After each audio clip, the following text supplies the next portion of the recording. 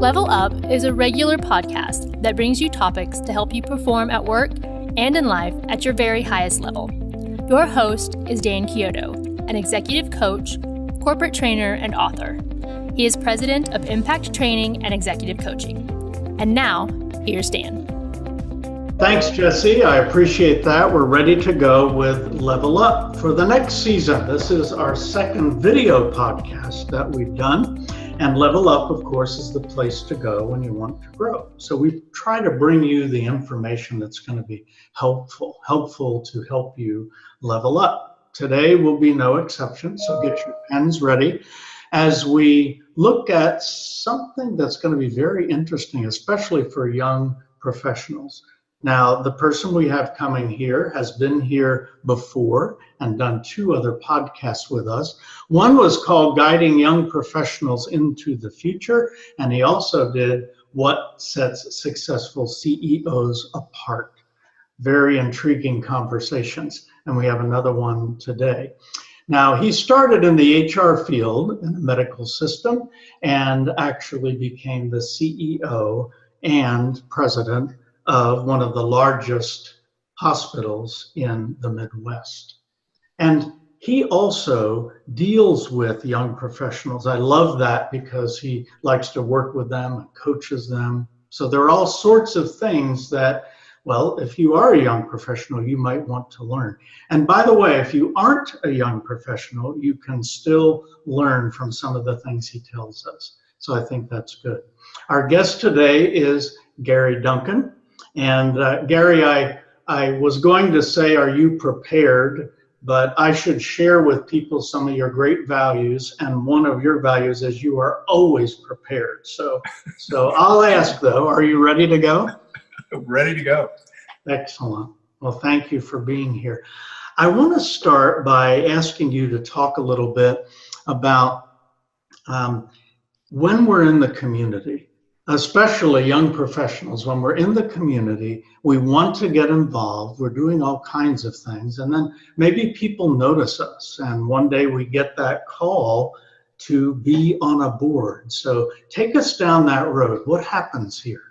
Well, I think young professionals normally just trend to get involved in committees at the Chamber, the United Way, in a professional group, on a city commission or something, and don't realize it at the time, but you're being observed. And if you're the kind of person that takes on challenges, is successful in getting them done, is timely, shows up, all of those things that you expect, you're being noticed. So the scenario is like this. Your friend is in a board meeting at XYZ nonprofit, and the usual conversation comes up that, we've got 3 board slots to fill. Do any of you have any ideas about who we might ask to be on the board? And your friend goes, well, Dan Chiodo, I've observed him and he gets things done, and he brings your name up and they say, fine, why don't you have coffee with Dan and see? Well, the bait's on the hook. Now your friend is going to call you and say, hey, Dan, I was at a board meeting and I'd like to have coffee with you to see if you would like to be on the XYZ board. And to yourself, you say, I didn't see that coming. And so then the question is, now what do I do? And you could say, well, I'll just wait and show up for coffee and see what they have to say. Or B, you could prepare yourself like you prepare for a job interview. And we'll call it the board interview. And so what are the steps that are helpful for you to be a successful board member? The first thing is, you're probably going to want to go to your employer and say, I think I have this opportunity to join a board. But why would you do that? Well, first of all, you want to take the employer's temperature about you being away from work and being on a board. 9 times out of 10, they're going to be thrilled because it makes you look good. It makes the employer look good. But on the off chance that there's some history between your employer and that board you're talking about, or there may be competition between that board and another one, and your employer doesn't want you caught in the middle of it, whatever, just need to check. But 9 times out of 10, they're going to go, great, go find out about it, come back and let me know. Good point. Okay, step 1. So then if you're going to go to this coffee, how do you prepare in general? There are certain responsibilities or duties that every board member has, no matter what the board, whether it's a small not-for-profit or whether it's General Motors. And some of those are, you have a duty of loyalty, which means that you have to support that organization, which means you get involved, you give it your best shot, and you support them in the good times and the bad times, when you're having fun and when it's not so much fun, but you're loyal to that group. Second duty is confidentiality. Now, most boards you go on in your community aren't going to have super secrets that can't be given out. On the other hand, board business is board business, and it's not something you're going to talk about over the dinner table or, in the lunchroom or whatever. However, you are the eyes and ears of that board to the community, and there may be things they want you to take to the community, and they will let you know that. So that it may be a new service, it may be some questions about some rumors going around, who knows? But you can educate yourself and be helpful. On the other hand, board business is board business and should stay confidential. A third duty is a fiduciary responsibility duty on any board. And that is to say, are the books right? Are they being handled right? Are investments being handled right? So that you have that responsibility for the financial health of the organization. And so it's something you can't just let slide or let somebody else worry about. You need to know how all of that works. And we'll talk a little bit more about that later. And then finally, and the duty is involvement. If you're going to be on a board, give it your best shot, because there's a lot in there for you to learn. It's not just you helping someone else. There's tons of information, processes, other ways of leadership that you can mine to bring into your own experience. Okay, now you've looked at sort of the general things. Now I got this coffee coming up. What do I need to ask, just in case they don't cover everything? Well, here's some things. First of all, what kind of a board is it? Is it a not-for-profit board, which probably means you're not going to be paid, and it's some kind of a service group? Or is it a public board? Is it a board that has stock, et cetera, et cetera? More than likely for a new professional, it's going to be a not-for-profit. Is it a governing board, which means the buck stops there, they're the legal entity for that organization? Or is it an advisory board where you are there to give ideas and recommendations to the governing body? So you want to know which one of those you're on.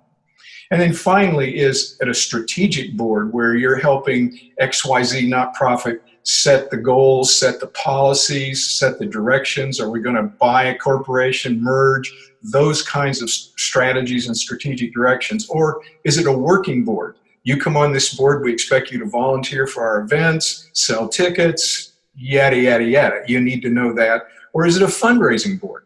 And if it's a fundraising board, more than likely you will be invited to give some money to the group as well. So, and it may be all three. It may be strategic, you may have to volunteer, and they may expect you to raise money and maybe donate a little money too. So that's the kind of question you have about what type of board is it. Then there's always the who, what, when, where, how questions. Where do they meet? How often do they meet? Blah, blah, blah, all of those things, because when you go back to your employer, they're going to say, how much time is this going to take now that you've looked into it? So you want to be able to answer those questions. Is it just the board meeting? Or do we have 3 or 4 big events a year that we expect you to be at? Do we expect you to go out of town for training, etc.? And then find out who the board members are, because you may know somebody on that board, and it gives you another ear to ask about the board. And you certainly want to know who the senior staff and the executive is, because just on the off chance you may know a couple of those people, again, you've got some people to talk to. You need to find out what's their scope of service. What is it they do? You kind of know they're kind of working with people, but what exactly do they do? So you get a feeling of, golly, this seems like a really good organization, or it doesn't seem like they do as much as I thought they do. So get a feel for the scope of service, because that's a key issue for you if you're going to be passionate about being on that board. And then finally, find out about their financial health. And if you say to your friend over coffee, what's the financial health? You may get a deer in the headlights look. But there's some questions that you can ask. For example, how do they generate their revenues? So do they make a profit? And that's how they generate them? Do they raise funds? Do they have government contracts? How is it they raise their revenues? And so you get a pretty good idea fairly quickly. Is this an organization that has good financials and a long-term perspective, or they're always raising money to catch up? And so that's an easy question to ask. Ask, when do they do the audit? Which firm does their audit? And you go, well, I don't think we do an audit. That's a red flag. If you're going to be involved in a board, you probably want to be on one where their finances are audited, just so there's no funny business in the finances. Ask them if they have a budget. And kind of a showstopper that you can ask is, do you have any outstanding lawsuits, or are there any big issues coming up? They're kind of negative, which is a nice way to let them tell you that. A question you should always ask, and you may have to ask of the executive, do they have directors and directors and officers liability insurance? Because in this day and age, there's no such thing as a board not getting sued. You may be the gentlest, kindest, not-for-profit agency in the world, but it doesn't ensure that you're not going to get sued, and you could get sued as an officer. So that's always a good question to ask. Now, will that happen? Probably not. 1,000,001 chances it will. But if you don't have the D&O insurance, then you've got a problem. And then the last thing I'd certainly ask them is, when do you do orientation for new board members? So that you kind of have a feel of, well, I just go on the board and learn by doing, or are they going to give me bylaws and all of that stuff and give me a pretty good primer on how this board operates and what the company's about? So those are some of the things you can kind of prepare yourself for. So now we go to coffee. You go to coffee, raise your questions, et cetera, et cetera. Now you come back. Now you kind of have to, first of all, assess what's in it for me. Because if you're going to go on this board, certainly you're going to do your best to be a good board member. But what do you get out of it? Because if you don't get anything out of it, it's probably not a good deal. And so you kind of have to assess that. Well, I'll learn a lot of new things because I didn't know anything about marketing. I could get on the marketing committee. I don't know anything about risk management. They've got a risk management committee and so on and so forth. So you say to yourself, yeah, good deal. I think I want to do this. So next step is go back to your employer, because I'm sure they're waiting. They're probably marked on the calendar when your coffee is. And go over what you've learned from them, talk it through, and see if they're still good with it. And like I said, I'm almost sure they will be. But now they know where you're headed, what the time is, and that sort of thing, in general at least. So that all went pretty well. And so now you're getting ready to do that first prep meeting. Now, as you think about what you've heard at the coffee, and you didn't get the answers to some of those questions, like how do you generate your revenue? Do you have directors and officers liability insurance, et cetera, kind of gives you it would give you an opportunity to go back to your friend with the coffee and say, maybe if that's not going to come up in orientation, maybe you could get me an appointment with the executive director where I could get some of those answers. Because the more you do on the front end and the more interest you show, you're going to be better prepared. So get ready for the first meeting. The first meeting is the same as all the rest of the meetings. And that is, make sure that you've got the minutes from the previous meeting, financials from the previous meeting. You've got the agenda that you can go through and digest, because a good board member is a prepared board member who's thought about what's on the agenda so that they don't think about it when they come in and sit down for the meeting. And so you want to really digest all of that. Well, maybe we take a stop there, Dan, if you have some questions or comments on some of those issues. I do, and this is perfect. I have some questions to do, and actually this is a perfect point for us to take a break, and then we can come back to answer some of those questions. That'd be great. So this is Dan Chiodo, your host for Level Up. My guest today is Gary Duncan. We're learning all about boards and how they operate, what they're all about. And we'll be right back after this. At Express Employment Professionals in Gulfport, Mississippi, in Springfield, Illinois, in Bend, Oregon, in Champaign, Illinois, in Corpus Christi, Texas, in Jersey City, in Fishers, Indiana, here in Knoxville, Tennessee. We're on a mission. We're on a mission. We're on a mission. We're on a mission. A mission. A mission. A mission. A mission. Mission. We're on a mission to put 1 million people to work.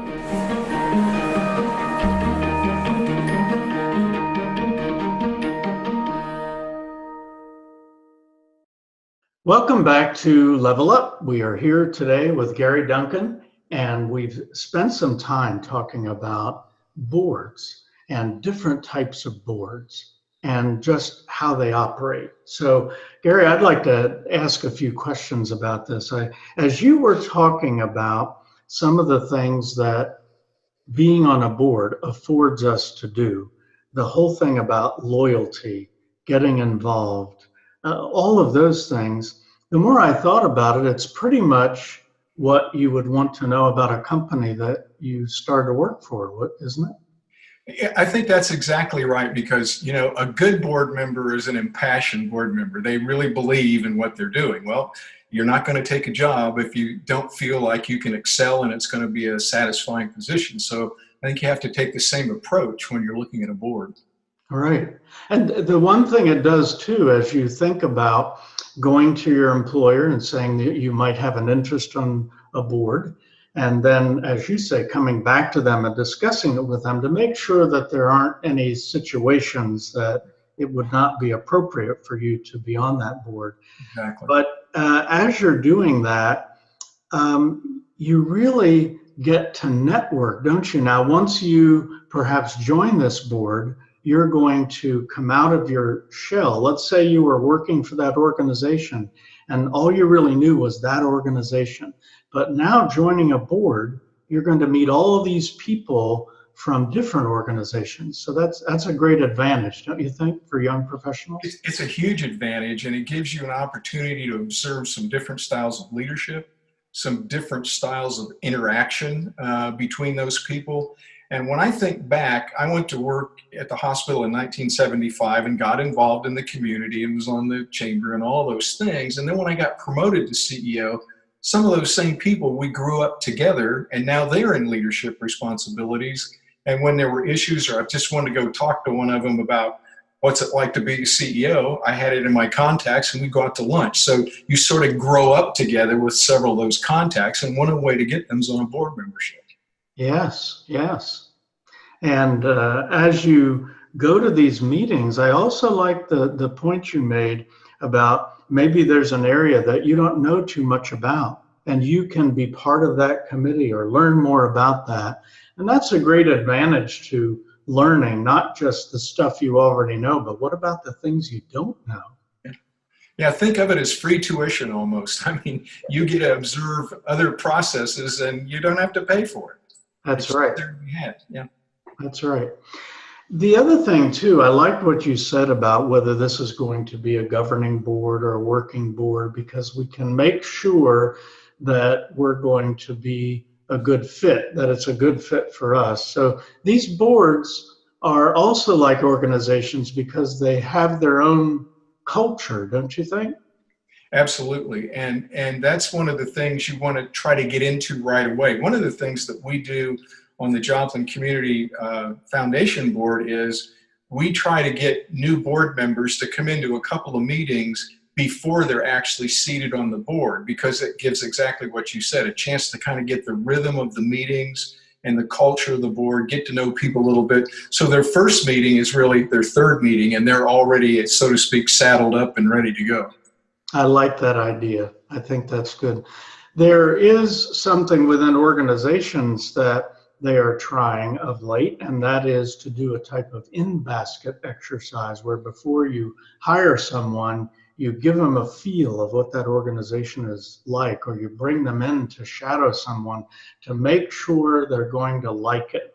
So that type of thing that you're talking about, to enable them to see this board in action, it certainly saves a lot of time if, for instance, they're on the board now for a 3-year term and they don't really like it. Doesn't that help to have seen it? Exactly. Exactly. Yep. I like that. I like that. Hey, tell us now, let's say we have the coffee and we go back and we've checked with our employer and now we're going to sign up for the board. Do you have any do's and don'ts so that after we are on the board, some things that we should keep in mind? I do. I think there's some behaviors that make it very positive and some that make it not so positive. But some of the do's we've talked about: make it a win-win situation. Make sure there's something in it for you. Be sure you digest all the material for a board meeting, because there's nothing worse than board members coming in and have no clue about what really is going to go on at the meeting. So it's important to be prepared. And one of the things that I would urge you to do is this. you're going to miss a meeting now and then. It's just inevitable because of your work schedule or whatever. Make that meeting up before the next meeting. And what I mean by that is call the executive director, go have coffee with them, because you can read the minutes, but the minutes are the high points. They don't give you the nuances and the relationships in that meeting and how people thought. And I think it's very important to do that, because then you come into the next meeting at the same spot everyone else is. Because the worst thing in a meeting, and you've been there, is somebody's missed a couple meetings and they start asking questions that were dealt with 2 months ago, and these board members have valuable time. So don't mess it up by going back in history. You need to be prepared to come into that meeting. I think that one of the things that I would also tell you is share your experiences when you get on a board. I'll give you a beautiful example. Our community foundation here in Joplin last year, basically this time of the year, we were looking and trying to figure out how to raise enough money so we could give out some major grants, like $50,000 a piece. We had a new board member come on, second meeting, said, I've been doing this with an organization I'm in, and it's really been successful. Well, he not only suggested it, but he said, if you want to do it, I'll chair it. As we sit today, we've raised $130,000. And it was simply because a new board member, wasn't a rookie, but a new board member to us, was sharing what was going on and was willing to invest time in making it work for us. So you have a lot of knowledge and experience. Don't be afraid to share it. That is really good. That is good. And the other thing I would tell to you, don't be bashful, because as a board member, you have a duty of loyalty. And if something doesn't look right, if something doesn't seem like it's balancing, or you think, geez, I've never seen that before, be sure that you check it out and be persistent.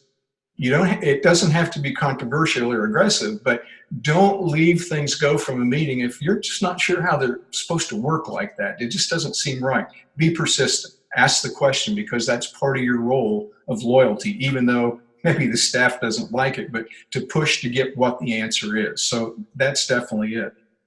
A couple of don'ts. One of the don'ts that I would tell you is that whatever you do, don't overcommit on a board. And we've seen new folks come in, you want to be accepted, you want to make a good impression, but you end up talking too much.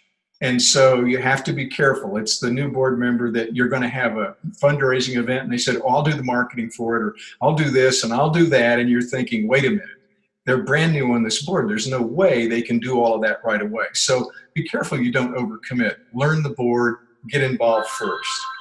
Second thing is, and I'll say this twice, stay out of operations.